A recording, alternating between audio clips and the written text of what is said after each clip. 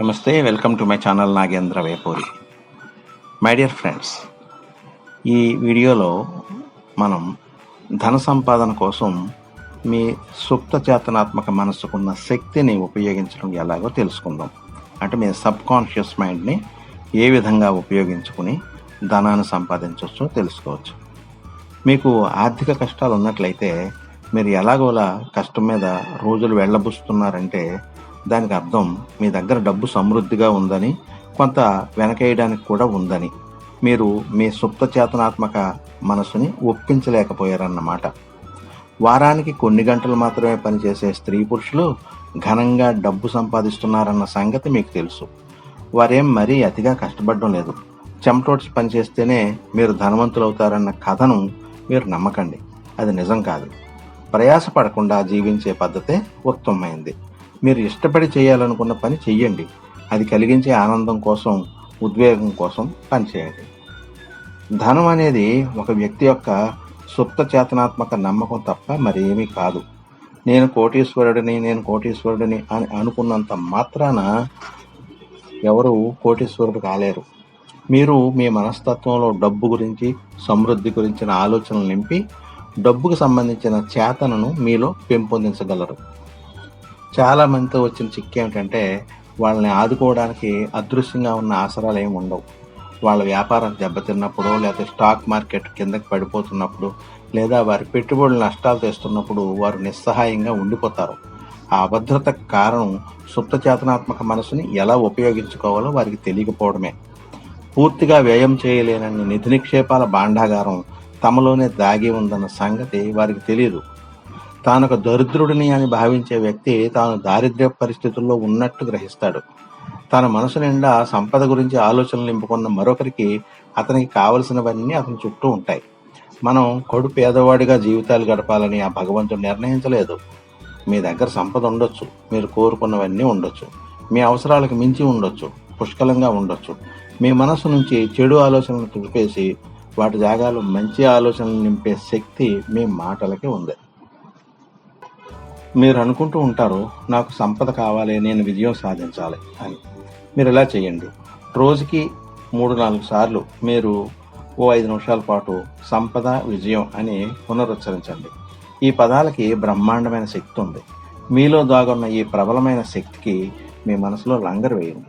ఆ తర్వాత వాటి గుణం, స్వభావానికి సరిపడే పరిస్థితులు మీ జీవితంలో ప్రకటించబడతాయి. మీరు నేను బాగా డబ్బున్నవాడిని అని అనడం లేదు. మీలో అంతర్లీనంగా ఉన్న నిజమైన శక్తుల మీద భరోసా పెట్టుకుంటున్నారు. సంపద అని మీరు అనడంలో మీ మనసులో ఏ సంఘర్షణ లేదు. అంతేకాదు, మీరు సంపద గురించి ఆలోచించినప్పుడు మీలో సంపాదన అనే భావన ప్రబలుతుంది. సంపద అనే భావన సంపదను సృష్టిస్తుంది. అన్ని వేళలా దీన్ని మనసులో ఉంచుకోండి. మీ సుప్త చేతనాత్మక మనసు ఒక బ్యాంకు లాంటిది, ఒక రకంగా శాశ్వతమైన ఆర్థిక సంస్థ.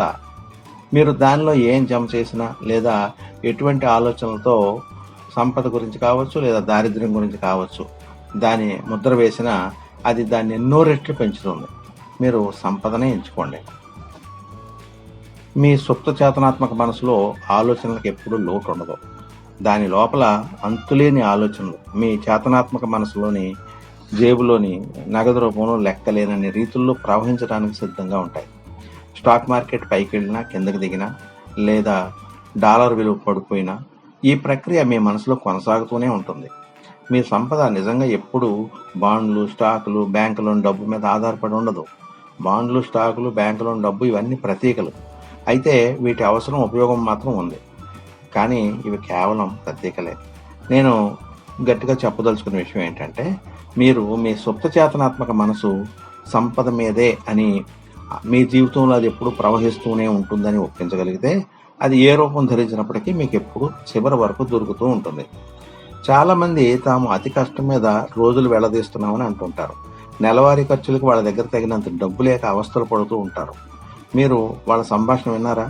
అనేక సార్లు వాళ్ళ మాటల ధోరణి ఈ విధంగా ఉంటుంది.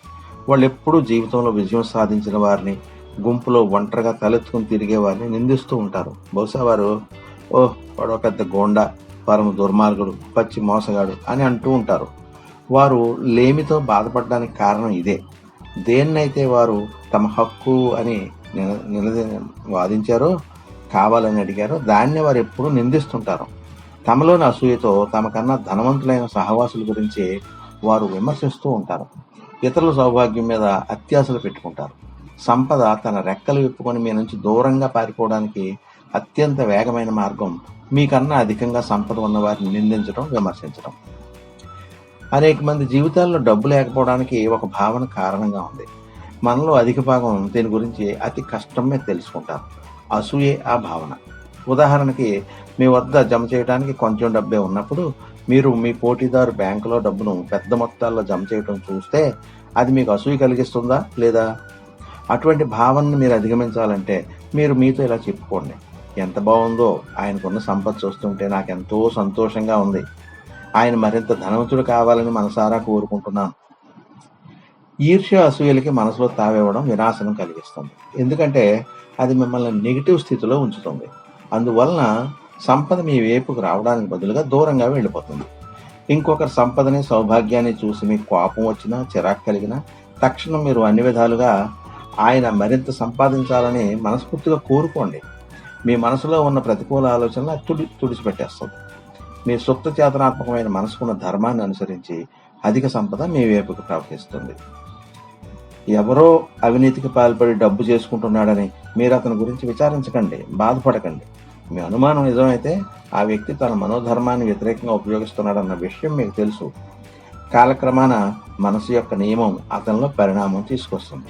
ఇంతకుముందు చెప్పిన కారణాల వలన మీరు మాత్రం అతను విమర్శించకండి, అందులో జాగ్రత్త వహించండి.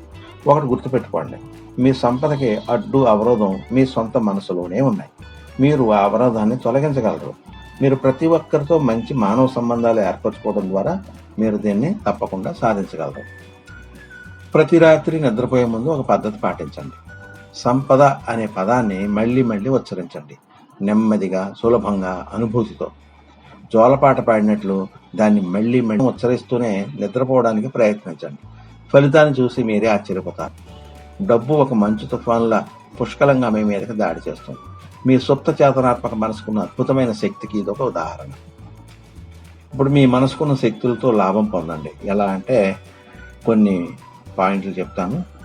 ఒకటి, అతి సులభమైన మార్గంలో ధనికుణ్ణి అవుదామన్న నిర్ణయం తీసుకోండి. మీ సుప్త చేతనాత్మక మనసు సాయంతో అది సాధించండి. 2, చెమటోడ్చి ఎంతో శ్రమపడి సంపదను సమకూర్చుకోవడం శ్మశానంలో అత్యంత ధనకుడు అవడం లాంటిది. మీరు అంతగా శ్రమపడాల్సిన అవసరం లేదు. 3, ధనం అనేది సుప్త చేతనకు సంబంధించిన నమ్మకం. డబ్బుకు సంబంధించిన ఆలోచనలతో మీ మనస్తత్వాన్ని నింపండి. 4, అనేక మందితో వచ్చిన చిక్కేమిటంటే వారికి ఆసరా కలిగించే అదృశ్యమైన శక్తి లేదు. 5, నిద్రపోవడానికి ముందు సంపద అనే పదాన్ని నెమ్మదిగా, తాపిగా 5 నిమిషాల పాటు మీలో మీరే అనుకోండి. మీ సుప్త చేతన మీ జీవితంలో సంపాదన తీసుకొస్తుంది. సంపద అనే భావన సంపదను సృష్టిస్తుంది. దీన్ని అన్ని వేళలా జ్ఞాపకం ఉంచుకోండి. మీ చేతనాత్మక మనసుకి, సుప్త చేతనాత్మక మనసుకి ఏకాభిప్రాయం ఉండాలి. మీ సుప్త చేతనాత్మక మనసు మీరు దేన్నైతే నిజం అని అనుభూతి చెందుతారో దాన్ని స్వీకరిస్తుంది. ప్రబలమైన ఆలోచనని మీ సుప్త చేతనాత్మక మనసు ఎప్పుడూ స్వీకరిస్తుంది. ఆ ప్రబలమైన ఆలోచన సంపద గురించే ఉండాలి, దారిద్ర్యం గురించి కాదు. నెక్స్ట్ పాయింట్, సంపదకు సంబంధించిన ఏ మానసిక సంఘర్షణైనా మీరు తరచూ ప్రతి పగలు, ప్రతి రాత్రి నాకున్న అన్ని వ్యాపకాల్లో నేను అభివృద్ధి సాధిస్తూనే ఉన్నాను అనుకోవడం ద్వారా దాన్ని అధిగమించగలుగుతారు. నెక్స్ట్ పాయింట్, ఈ వాక్యాన్ని మళ్ళీ అనుకోవడం ద్వారా మీరు మీ అమ్మకాలను పెంచుకోగలుగుతారు. ఏమని? ప్రతిరోజు నా అమ్మకాలు పెరుగుతున్నాయి, నేను ముందుకు వెళ్తున్నాను, అభివృద్ధి సాధిస్తున్నాను, ప్రతిరోజు అధిక ధనవంతుడిని అవుతున్నాను. ఇలా మీరు పాజిటివ్ అఫర్మేషన్స్ అనుకుంటూ ఉంటే అది మీ యొక్క సబ్ కాన్షియస్ మైండ్ మీద చాలా ప్రభావం చూపుతుంది అనమాట. నెక్స్ట్ పాయింట్, ఎవరికి కూడా ఖాళీ చెక్కులు ఇవ్వడం ఆపేసేయండి. నా దగ్గర తగినంత డబ్బు లేదు, డబ్బు సరిపోదు, ఇలాంటి వాక్యాలు మీ లేమిని మరింత పెంచుతాయి. నెక్స్ట్ పాయింట్, మీరు సుప్త చేతనాత్మక మనసులో సమృద్ధి, సంపద, సఫలత గురించిన ఆలోచనలు జమ చేయండి. అంటే పాజిటివ్ ఆలోచనలు అనమాట. అవి వాటి ప్రభావంతో మీకు రాబడి అధికంగా ఉంటుంది. నెక్స్ట్, మీరు చేతనావస్థలో రూఢిపరిచిన కొద్ది క్షణాల తర్వాత మానసికంగా తిరస్కరించకూడదు. దానివల్ల మీరు కోరుకున్న మంచి జరగదు. మీ సంపదకు మూలం మీ మనసులోని ఆలోచనలో ఉంది. మీరు చేసే ఒక ఆలోచన కొన్ని లక్షల రూపాయలు ఖరీదు చేయొచ్చు. మీరు వెతుకుతున్న ఆలోచన మీ యొక్క సుప్త చేతనాత్మక మనస్సు మీకు ఇవ్వచ్చు. ఇంకా మరో పాయింట్, ఈర్ష్య, అసూయలు సంపద ప్రవాహానికి ఆటంకాలుగా నిలుస్తాయి. ఇతరుల సౌభాగ్యానికి మీరు సంతోషించండి. పాజిటివ్ మైండ్ సెట్ ఉంటేనే మీకు మంచి జరుగుతుందని గ్రహించాలి. సంపదకి అడ్డంకి మీ మనసులోనే ఉంది. ఆ ఆటంకాన్ని నాశనం చేయండి. ప్రతి ఒక్కరితో సత్సంబంధాలను కలిగి ఉండటం ద్వారా మీరు అనుకున్నది తప్పకుండా సాధించగలుగుతారు. సర్వేజన సుఖినో భవంతు అంటారు, అందుకనే. ఓకే, ఇది మీకు నచ్చినట్లయితే లైక్ చేయండి, కామెంట్ చేయండి, అలాగే మీ ఫ్రెండ్స్కి కూడా షేర్ చేయండి. మీరు పాజిటివ్ మైండ్ సెటప్తో ఉండి మీరు సంపదను వృద్ధి చేసుకుని ధనవంతులు కండి. ఓకే, ఇది విన్నందుకు ధన్యవాదాలు. మీరు ఇంతవరకు నా ఛానల్కి సబ్స్క్రైబ్ చేసుకుని ఉండకపోతే వెంటనే సబ్స్క్రైబ్ చేసుకోండి. మీ నాగేంద్ర వేపూరి.